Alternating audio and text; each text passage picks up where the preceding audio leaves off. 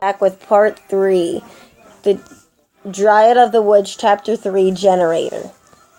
Felton's hands cramped up as he dug his shovel deep into the snow and heaved another good clump off the side. He paused to catch his breath and checked his progress.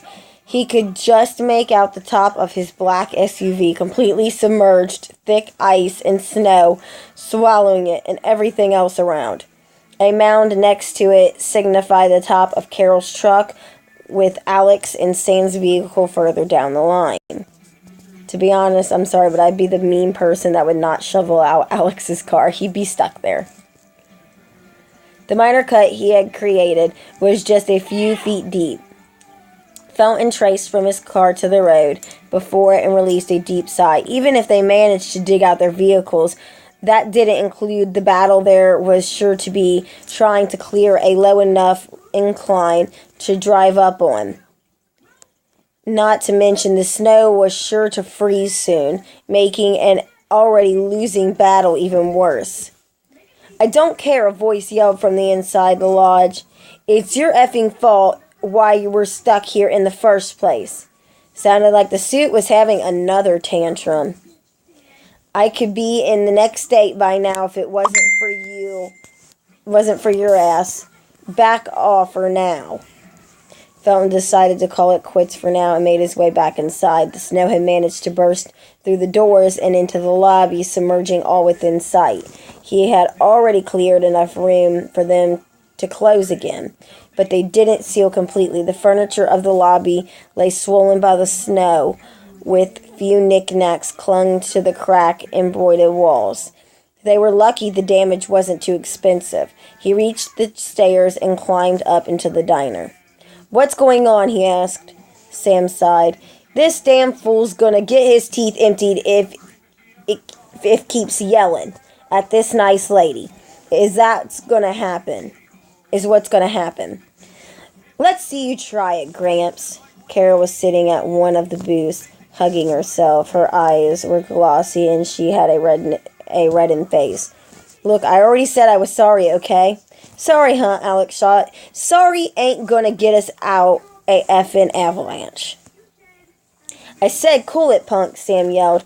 "All right, let's all calm down." Felton jumped in. It was clear the moment was getting to everyone. "We need to keep a sound mind if we're gonna get through this, all right?" "I am," calm Alex spat. He turned his attention to Sam. "Why the hell isn't your phone working? You should be prepared for this kind of stuff." Sam glared back. "Listen here, buddy. I've been doing this for over 15 years, and I can tell you, Misty Pass don't get no avalanches." Alex scoffed and pointed to the window. "Well, newsflash, Pops. It looks like the rules have effing changed." "Why, yes," Sam rolled up his sleeves. All right, everybody just relax," Felton shouted. He noticed Carol was excessively rubbing her arm. "You all right?" She gave off a sheepish grin and nodded. "Yeah, I don't like knowing we're trapped here, stuck in one place, with no help." He nodded. "I know how it looks now, and we'll be fine. Can I have you check out the rooms and see what state they're in? Might be good to know if we can use any of them. There's no telling how long we're doing. Might as well get to prepping." "Me?" "Yeah. You look like you can use the motion, and I think it'll help get your mind off the whole ordeal." She bit her lip and reluctantly nodded. "If none are salvageable, at least collect the sheets and pillows. Sam, can you give her the keys for that?" The old man detached the ring from his belt and handed it off to her. "Darling," he said to Ruth. She was sitting in the adjacent booth to Carol, head on the table. "Might be good for you, too. Can you accompany Miss Carol?" Ruth shrugged nonchalantly, and Felton continued. "Can you man that phone and see if you can get through to the sheriff?" He nodded. "Yeah, I can do that, Felton." Alex scoffed. "All right, since you want to play King Big Shit, what about you?" For a second, the lights from the lamps quickly faded in and out, drawing everyone's attention. "I'm going to have a look at that generator to see what state it's in." Alex smirked. "Knock yourself out, then. I sure as hell ain't going out there." Felton set his jaw. Fine. He tossed a shovel into Alex's hand. Since everybody's pulling their weight around here, I'd hate to see you left out. You got next shift on the cars. Get to it. The suit glared at him for a second. It looked like he'd object, but he loosened his tie and grudgingly started to make his way to the stairs. Hold up, city fellow, Sam spoke up. He halted with an irritated look. Felton, Sam said, hobbling over to him. That old generator is stubborn, always has been. Let me look at her. I know how to work her. Sam, I don't think you should go out there. The old man sucked his teeth. Listen here, Sonny. I've been doing this way before you knew what pants leg went where. I'll be fine. I would have called it quits if I didn't think otherwise after all these years. Felton chuckled. All right, but I'll be nearby. Call out if you need anything. Oh, don't you worry. I ain't going out there yet. That shack to the generator's probably buried to all hell. Gonna have the suit help dig it up. You hear me? Sam said, glancing over him. Alex's glare tightened at the news. While he does that, maybe you can see what we can use to cover these windows. Night'll be there before you know it, and you know how evenings are around these parts. Yeah, good thinking. Carol opened the door in the hallway and peeked inside. Immediately, she was met with an icy breeze. The room was small and painted with a god-awful blend of baby blue and peach. Yet the queen-sized bed looked cozy enough, centered around a dresser and a desk. Glass covered the floor and the bed, while the walls garnished deep cracks like gashes. Looks like the windows are shattered in this one as well, she stated, shutting the door. We'll swing back around, grab the sheets later. Ruth nodded silently. So your dad tells me you guys come up here often to hunt. Yeah, I guess, Ruth replied, shrugging. Seems you're used to these parts, then, Carol continued. Can't imagine how, though. I still can't stand the cold. Probably my fault for moving to a warmer state, but I do love a good cup of joe, and nothing beats having one in this kind of weather. Ruth simply shrugged again as they made their way to the next door. It's not too bad once you get used to it. Dad always told me things came natural to me, especially tracking. A lot of what he taught me, he only had to do once.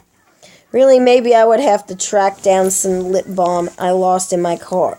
Maybe I could have you track down some lip balm I lost in my car about a week ago, Carol joked.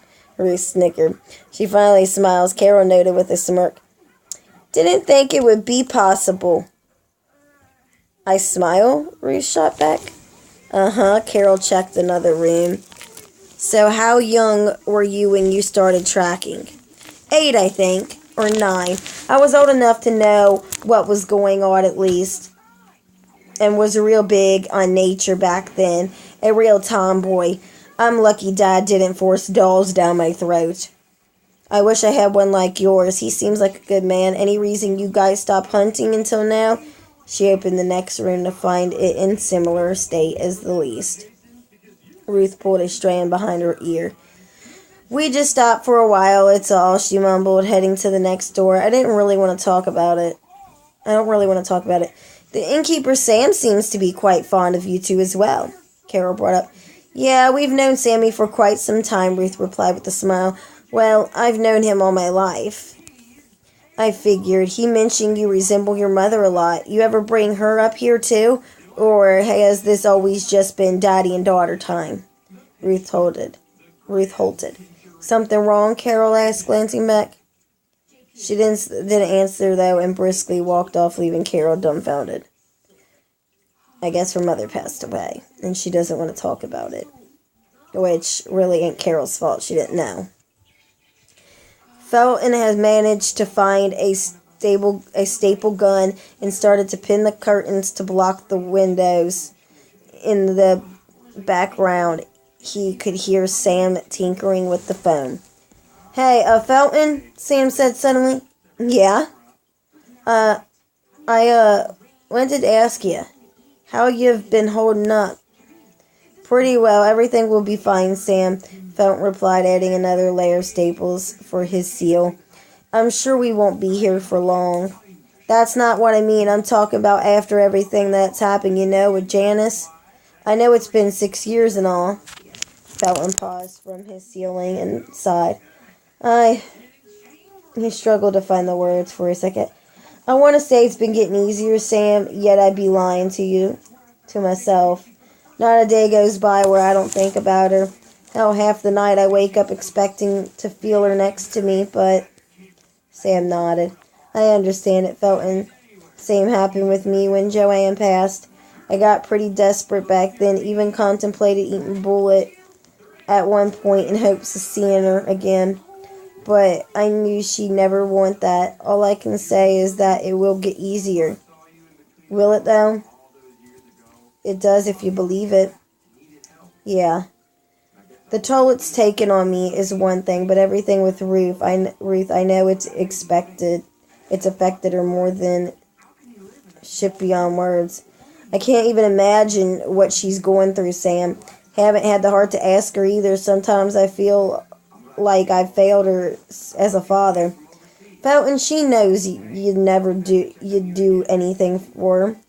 Hell, Ruth, I think, understands it more than you think. She's a strong gal, raised by the both of you. There's nothing I can think of that she can't take. Felton smiled. Yeah, she sure as hell is.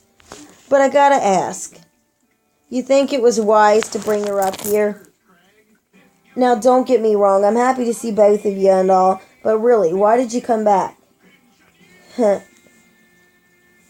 Would you believe me if I told you it was her idea? Sam chuckled. Of course it was. That's Janice's stubbornness showing itself in her. The two laughed heartily. A second later, Alex slid the curtains to the side and climbed through the window. Cold as reindeer's balls out there. He started blowing into his hands for warmth. Sam scowled. What the hell are you doing in here? Did you finish clearing the damn generator? Alex shot a salty look.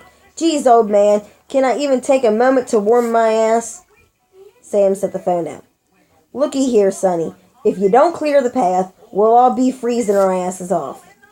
Nice to know you're worried about my well-being, and yes, I finished clearing the path. And how did the generator look?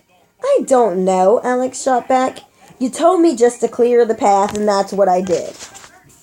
Why, you couldn't take 2 seconds? Sam started. Without warning, a deafening screech filled the air. The pitch grew screeching into a long, studded moan, accompanied by what sounded like a hammer banging against metal.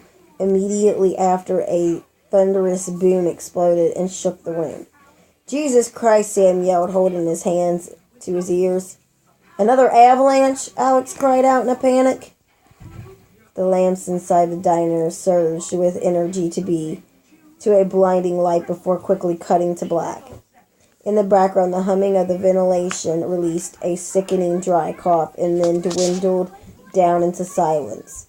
Instantly, the windows seemed to suck out the lingering heat, replaced it with a chilly wind.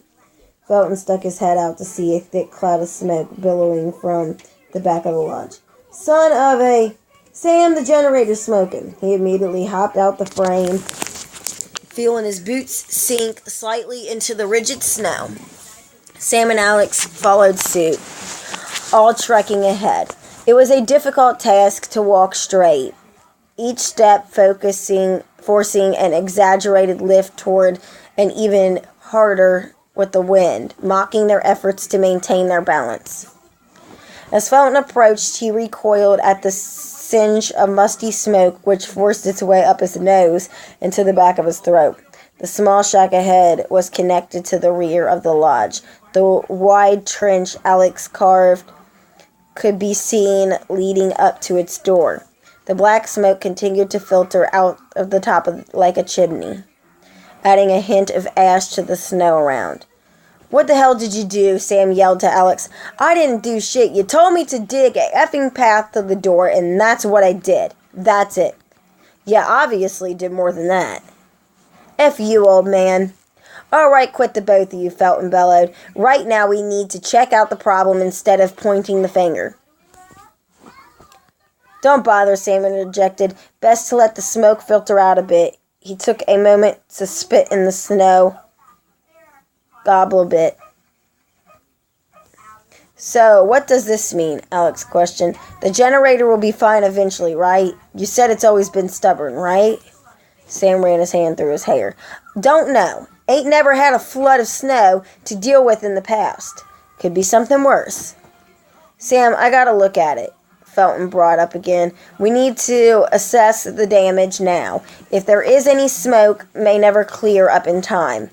Check the horizon. Every second counts. The old man noted it and sighed. Yeah, you know what to look for. Seen a few generators in my life. Once you seen one. Sam chuckled. Here then. He handed Felton his scarf. He nodded, wrapped it around his mouth, and entered the shack. Most of the smoke had cleared, but the remaining smog immediately stung his eyes, the scarf doing little to block it for his mouth. He could feel the tickle at the back of his throat grow as he fought the urge to cough. Inside, he noted the machine, which stood tall, reaching his chest. Its outside casing was rusted in many areas, with tubes and cables running amok with wild hair. No doubt it had been around 4 decades, clearly past its expected lifespan. That was Sam for you.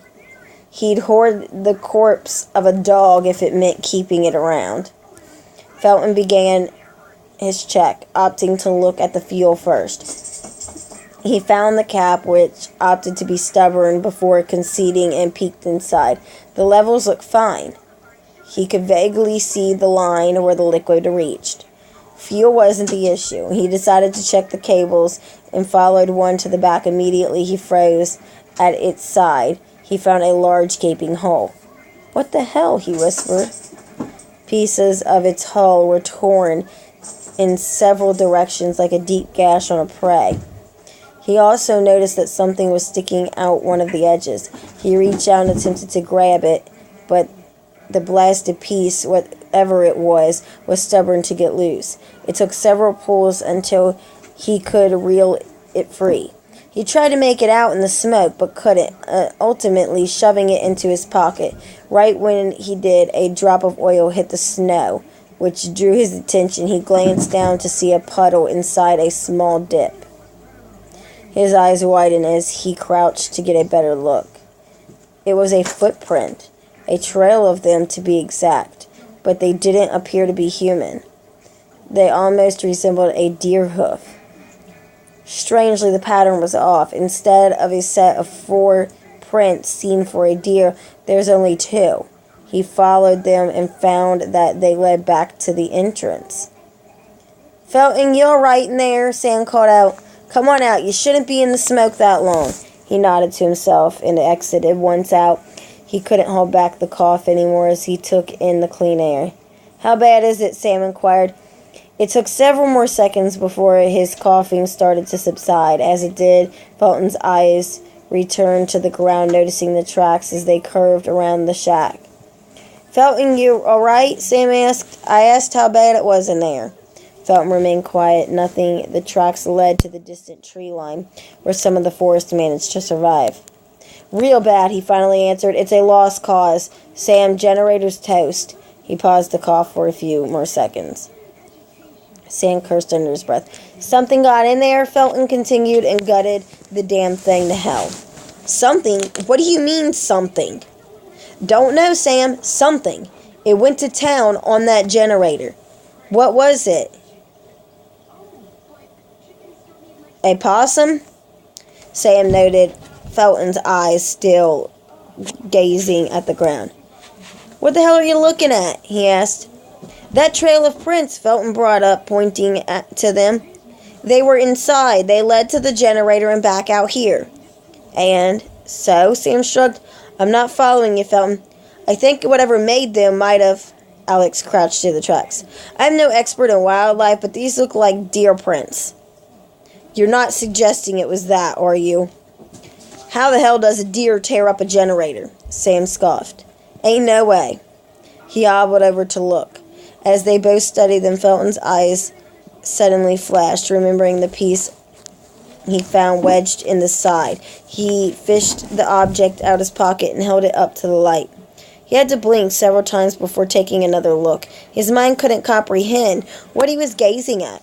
The object resembled a talon, but it felt and looked like a piece torn from a tree. It was like the wood had been carved into a talon. "What's that?" Sam asked, noting it. "It's, don't know, found in it in the generator where it was gutted. What do you make of it?" He handed it to Sam. Felton didn't know what to think. Maybe he was just seeing things in the object, adding paranoia where it didn't need to be. He found that he was holding his breath as the old man held it up to inspect it.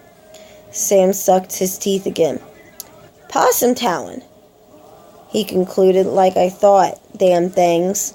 "Sam, I don't think. Trust me, Felton, it's a possum. Dang critters are around here. It was only a matter of time till they find their way in. Can't complain too much, though. I'd say I had a pretty good I did pretty good for 15 years, wouldn't you say?" "You ever see a wooden talon, though?" Fulton brought up. "It ain't wooden, Felton. It's dirty, is what it is. That's how animals are, you know. That is what happens when you're out of the game for too long." "Let me see that," Alex said. However, Sam quickly tossed it away before either of the two could object anymore. "What the hell?" Alex shot. "You don't think it looked wooden?" Felton pressed. "Like it was carved out of a branch?" And the old man's face was twisted into a puzzled look. Seeing this, Felton sighed. "Forget it. You're probably right. A possum." Sam nodded and started to make his way back. Alex did a quick scan for the item before he gave up and started to follow. Felton was about to do so, too, until something caught his ear. In the distance, he heard the sounded like faint whispers. They were soft, hiding just under the wind. His stomach tightened. He could feel that familiar sensation growing in the pit of it and cold emptiness. He was hesitant to check, but his body seemed to turn on its own. He cautiously scanned the area to the horizon. All the while, the whispers continued. His eyes drifted in the direction where the footprints led, to the trees in the distance. The emptiness seemed to grow stronger from it. The whispers, too, sounding as if each was fighting to speak over the other. They were endlessly repeating that word again. Yes, he couldn't tell what it was. As they grew in volume, the sounds were swallowed greedily. Felt paralyzed again. He couldn't move no matter how hard he tried to, drawn in by the voices. As they continued, he thought he caught the word. It was very brief. "Maga." What did that mean? "Hey, Felton, you coming?" Sam's voice called out. "It's going to get dark soon. We should make final preps." Instantly, the whispers ceased, along with the feeling in his stomach. Felton shivered from the cold, feeling as if the blood in his very veins had thawed. He blinked several times, finally able to move his limbs again. It felt as he'd been frozen alive, yet not at the same time. It was hard for him to describe. After another quick scan of the tree line, he nodded to Sam and turned to follow the others.